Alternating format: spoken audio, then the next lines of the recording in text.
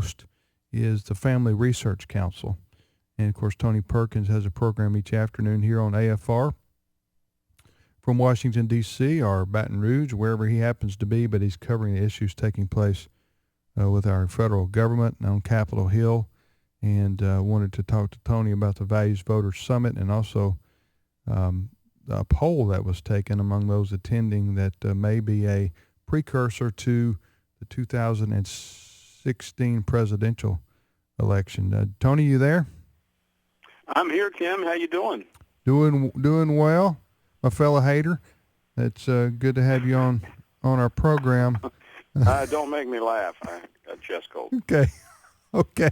Hey, listen, tell us about the Values Voters Summit. Had real good attendance. I was kind of surprised, quite frankly, given this is an off election year, and sound like that those who were in attendance got a good dose of content, too.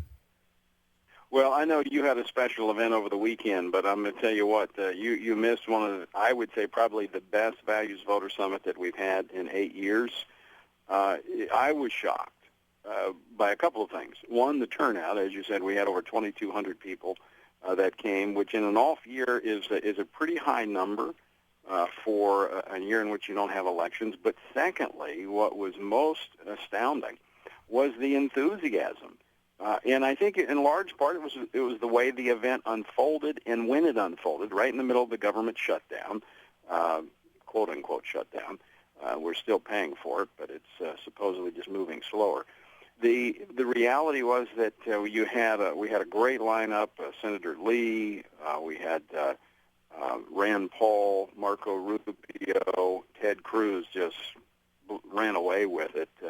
It was interesting in his speech Friday morning. It was the only speech that was covered by CNN and MSNBC, and it also happened to be the only speech in which there was an organized and orchestrated demonstration. About 6 times he was interrupted in his speech, and he handled it very well. And I think it won him a lot of support from the media. But the enthusiasm to the message of these anti-establishment, outside the Beltway Republicans who have come in large part because of the Tea Party and others, just set the stage for a great, great weekend. Talking to Tony Perkins from the Family Research Council. The Values Voter Summit was held last weekend in Washington, D.C., and getting his thoughts on what happened.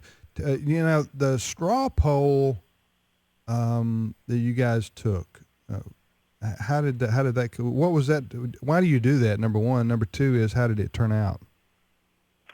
Well, we actually have we had a lot of internal debate over whether or not to do the straw poll. It is early, and next year would probably be a more appropriate year for the straw poll. But why not? Why not go ahead and have a straw poll, let people express themselves? But what was interesting with this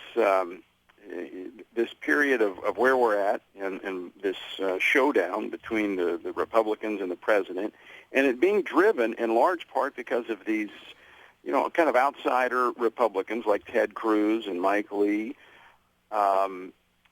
His message, Ted Cruz, just resonated with the group there, and he walked away with the straw poll. In fact, I haven't gone back to look, but just on the top of my head, the years we've done straw polls, I don't ever recall someone having such a decisive victory. He walked away with 42% of the vote as the number one selection, the number one pick that people would like to see as a presidential candidate, followed by second place, Ben Carson.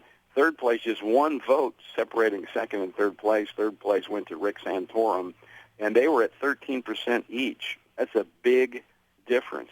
And in fact, I think the top 6 down to 5%. I think Marco Rubio was at the bottom of that list. But the reality was all of those in the top half that received votes for the presidential preference poll, they're all those who challenge the establishment. And I think more than saying this is the candidate I want to vote for in president, and I'm not saying they're not, but I'm saying more than that, I think this was an expression of those that were there, and quite frankly, I think an expression of those that weren't there as well, conservatives, saying, you know what, we're tired of people that just won't say it like it is. We want to support somebody who will stand up and speak the truth and speak it passionately and do what needs to be done to get this nation back on the right track. I think that was the message that came out of the straw poll. I want you to talk just a minute. I got time for maybe one more question for you, Tony. Talk about Senator Ted Cruz for just a minute. How well do you know him? He's relatively new to Congress. Was elected? When was he sworn in? He's relatively new. It was in the last election cycle. Yeah. So I mean, he's good. I know him quite well. We were one of the early ones to support him. I've spent a good bit of time with him. He is a solid Christian believer. His father is a pastor, and he's very, very intelligent, very smart, and he's true to his convictions. He is unyielding, and that's what drives the left crazy. And quite frankly, the establishment GOP as well. That's just what I was going to say. He won't. Yeah, that's just what I was going to say. What you got going on with Senator Cruz now from Texas, and you need to pray for him, folks, because he is going to be, he already is, he is under siege from the political left in this country and also from the Republican establishment who don't like him shaking things up in Washington, D.C., and so also he's a strong Christian, so there's some spiritual warfare going on there as well. And so I think, whether or not he runs for president next go around or not, I think he has come to Washington and he's done exactly what he said he would do when he ran for office from Texas. And he's making waves and doing all he can. He's not up there, and I can tell, Tony, to be a part of the good old boys club. He's up there to do what he said he was going to do and to fight for what's right, and he's going to use every tool at his disposal. And you can expect him to be absolutely murdered by the secular left media in this country. They are going to come after him.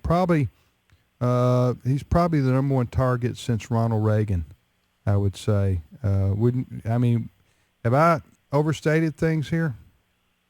No, they want people to conform. The GOP want, especially when you get into the Senate, because that's kind of the good old boys club, so to speak, and good old gals club now. But they want to force people to conform, and they don't like anybody that makes waves, and he makes waves. And that's good, because we're at a point where we need to make waves because our nation is in desperate situation. And, we need more Ted Cruzes. We need more Mike Lees.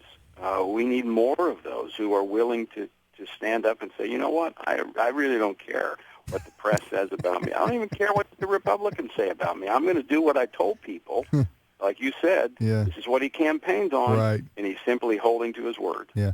Tony, thanks so much for your time, and appreciate it.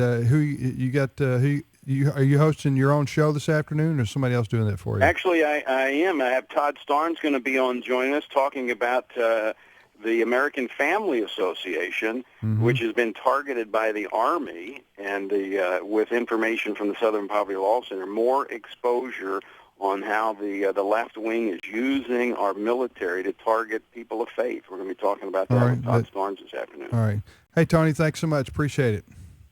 All right, Tim. Good to be with you. Okay, that's Tony Perkins, president of the Family Research Council.